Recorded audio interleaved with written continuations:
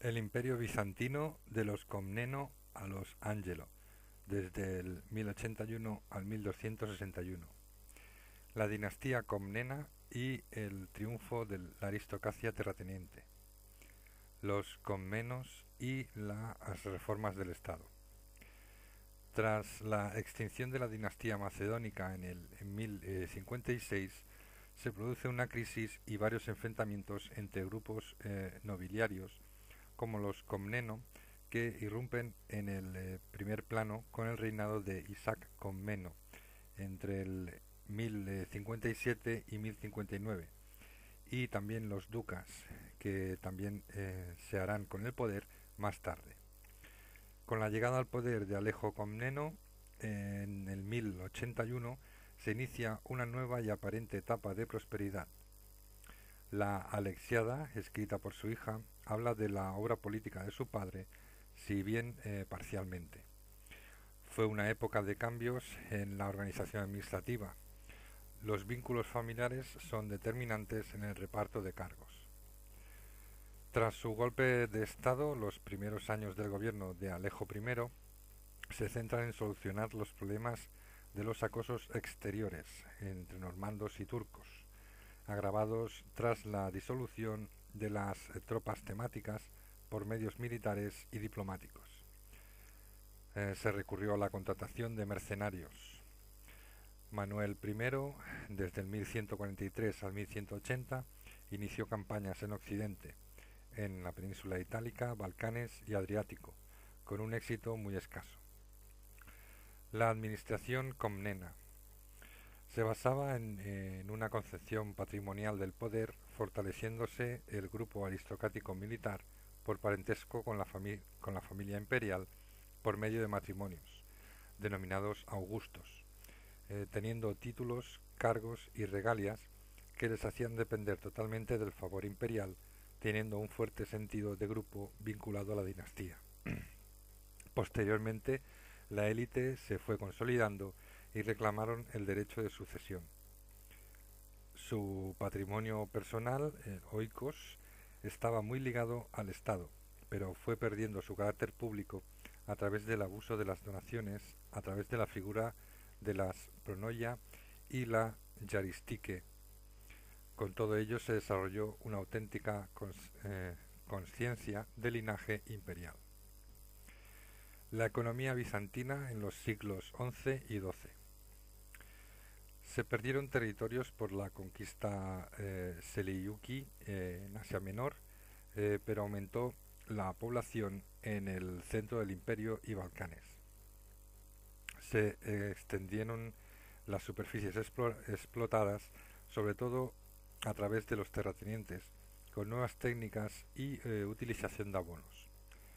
Alejo I emprendió una reforma monetaria muy criticada, pero estable, que llegó hasta fines del siglo XII. Las monedas de oro casi puro para recibir impuestos, como la nomisma hiperperon, de aleación de plata y oro, como el deuteron, de aleación plata-cobre, el aspra tráquea, y la moneda de cobre o tetarteron. Fue una reforma muy impopular y hubo que rebajar los mismos si estos se percibían en oro, además del paso del pago de impuestos en especie a moneda, que supuso la revuelta social de los recién incorporados temas búlgaros, que estaban menos desarrollados económicamente. El número de cecas aumentó. Se emitía moneda no solo en Constantinopla, sino en Tesalónica, Filipolis y Tebas.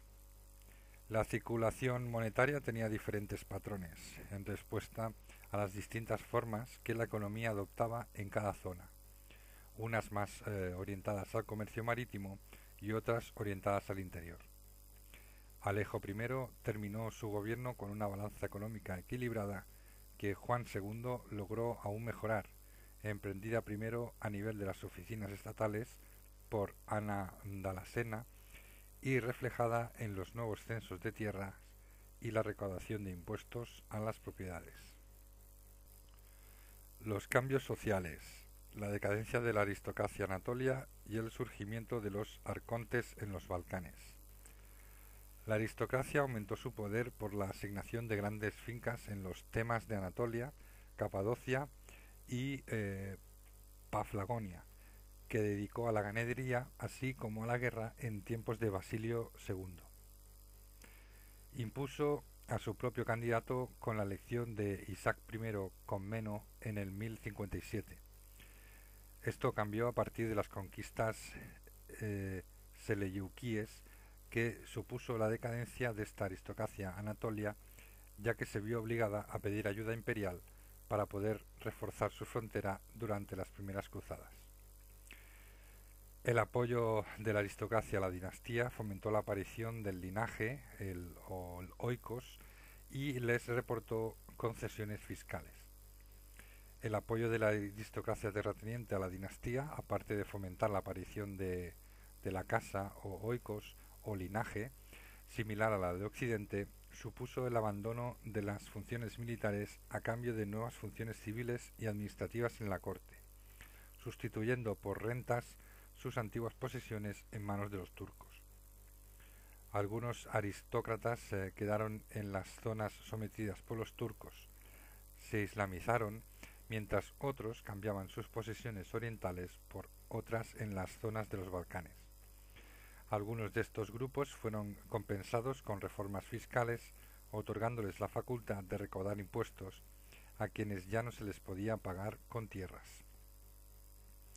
El desarrollo urbano en la parte occidental supuso la donación de extensas propiedades a los aristócratas o arcontes y monasterios metropolitanos por parte de los comnenos, en lugares accesibles a sus residencias para que pudieran abastecerse de todo lo necesario.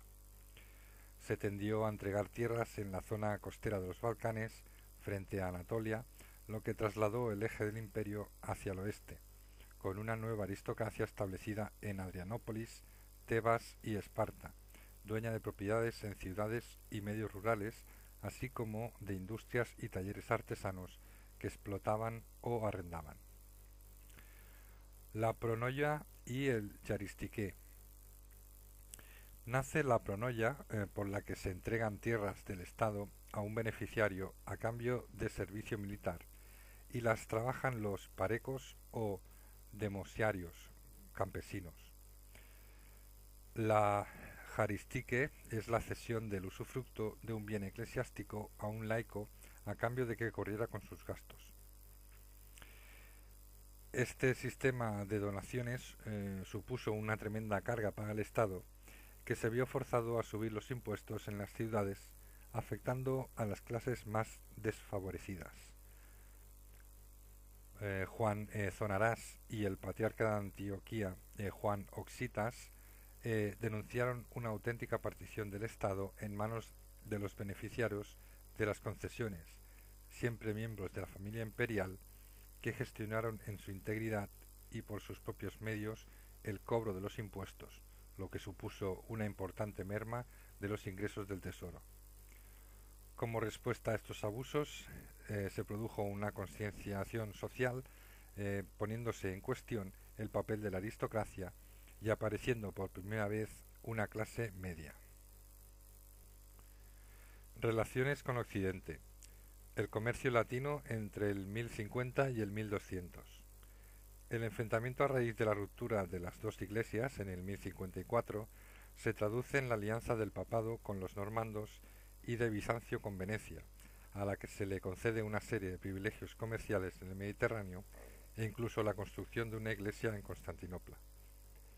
Venecia comenzó a monopolizar el comercio y ante ello Bizancio concedió ciertos privilegios a Pisa en el 1111. Si bien Venecia respondió con el asalto de las islas griegas y el emperador tuvo que renovar el privilegio concedido en el 1084. El efecto secundario del privilegio comercial de los venecianos fue la crisis del pequeño comercio del imperio. A partir del 1130, el descontento por los privilegios a Venecia, Génova y Pisa entra en una dinámica complicada. asaltos a barrios comerciales rivales en Constantinopla, asignación de impuestos por parte del emperador, detenciones y nuevos tratados. Se produce la matanza de latinos en Constantinopla en regencia de María de Antioquía y la penetración cada vez más en tierras del interior de los latinos en el siglo XII, lo que provocará una auténtica revolución en el concepto mercantil. Bizancio y las cruzadas. La alianza Bizancio-Venecia se complica a través de la llegada en el 1096 de los cruzados. Los primeros cruzados de Pedro el Ermitaño se desplazaron y acabaron masacrados ante los turcos tras cruzar el Bósforo. Tras ellos, muchos de los caballeros obviaron al emperador y pretendieron crear sus propios principados en Tierra Santa. Pero el fracaso de la Segunda Cruzada permitió a Manuel I tomar las riendas e invitó a genoveses y pisanos a compartir los monopolios comerciales que ya tenía Venecia e intentó pactar con Federico I para combatir a las ciudades italianas y a los normandos, si bien fracasó con la alianza de Federico I y las ciudades de la Liga Lombarda, que concluyó con la confiscación de los bienes de los venecianos en Constantinopla por parte del propio emperador. A la muerte de Manuel I se puso fin a la política occidentalista, pues este hecho aceleró el odio de los bizantinos hacia los latinos. Un nuevo conflicto entre venecianos, genoveses y bizantinos termina con el golpe de estado de Andrónico I. La dinastía Ángelos, desde el 1185 al 1204. Se sucedieron rivalidades entre Isaac Ángelos, nombrado por el pueblo, y su hermano Alejo, que pronto le sucedió. Isaac consiguió casar a su hija con Felipe de Suabia, hermano del emperador Enrique VI. Los Ángelo recurrieron de nuevo al precario equilibrio entre latinos con nuevos privilegios de Isaac II para Venecia y Pisa, quienes se convertirían en aliados de Alejo III después de 1195. Venecia obtuvo una crisóbula o bula de oro que daba acceso a todo el imperio, además de privilegios judiciales enormes. Pero los excesos de los comerciantes latinos, quienes luchan también entre ellos, provocaron la ira de los bizantinos. Isaac II fue depuesto y cegado por su hermano Alejo III, pero este y su hijo Alejo solicitaron ayuda en Occidente con la promesa de pagar altísimas cantidades. La Iglesia y la cultura bajo los Comneno. Las principales fuentes para estudiar la Iglesia bajo los Comneno son los comentarios de Teodoro Balsamón a los cánones de la Iglesia, el Sinodicón de la Ortodoxia y las obras de Cigavenos, la Panoplia Dogmática, y Croniates, el Tesoro de la Ortodoxia. La vida monástica se conoce a través del Tipica, que son reglas, y se conocen también las cartas de obispos. Fue una época de cambios, donde la Iglesia acabará por ostentar mayor poder a pesar de estar sometida al emperador. Alejo Comneno reafirmó el papel del emperador como guardián de la ortodoxia y luchó contra la herejía, a la vez que garantizaba la independencia de la Iglesia a cambio de su sumisión al poder imperial. Los monasterios eran los más próximos a los fieles y la Iglesia se convirtió en mucho más rigorista. El enfrentamiento contra los cristianos latinos provocó la unión de los fieles en torno a la ortodoxia. El principal interés cultural es el cultivo de la lengua griega y se apuesta por un aristotelismo oficial. Los poemas se comenzaron a escribir en lengua vulgar o demótica. Fuentes. Para el periodo comneno las principales fuentes vienen de la propia familia. Así, por ejemplo, Alejo I tiene una fuente muy especial, la Alexiada de su hija Ana Comnedo, una de las obras cumbres de la literatura histórica bizantina, para mayor gloria de su padre, por lo que hay que tomarla con precaución.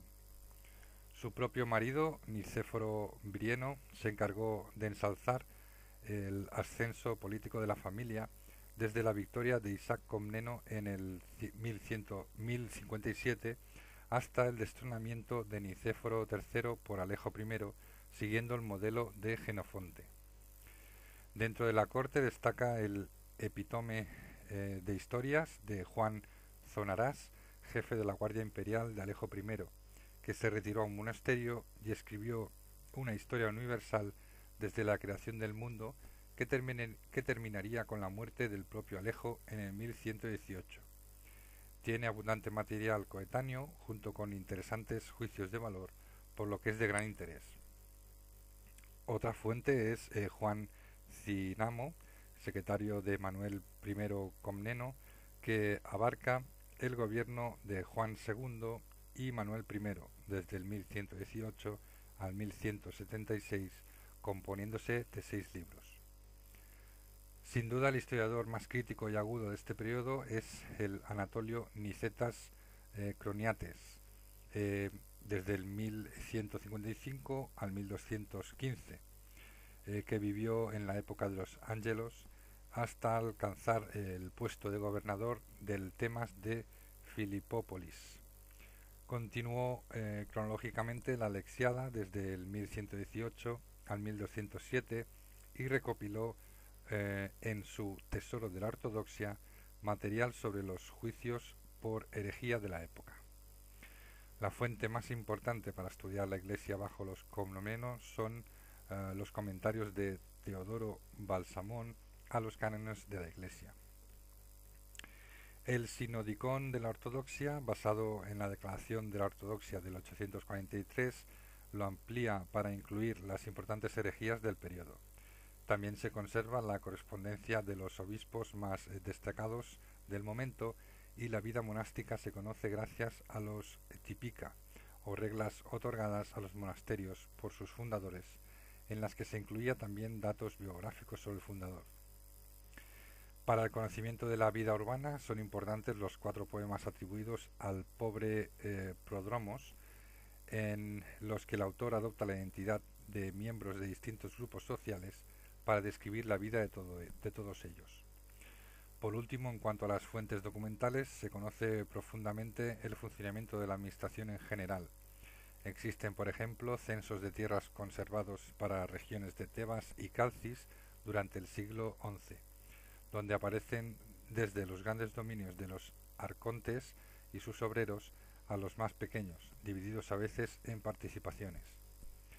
Existen también grandes colecciones en los monasterios y testimonios notariales con numerosos datos sobre la administración rural y urbana, así como de la estructura social de la época.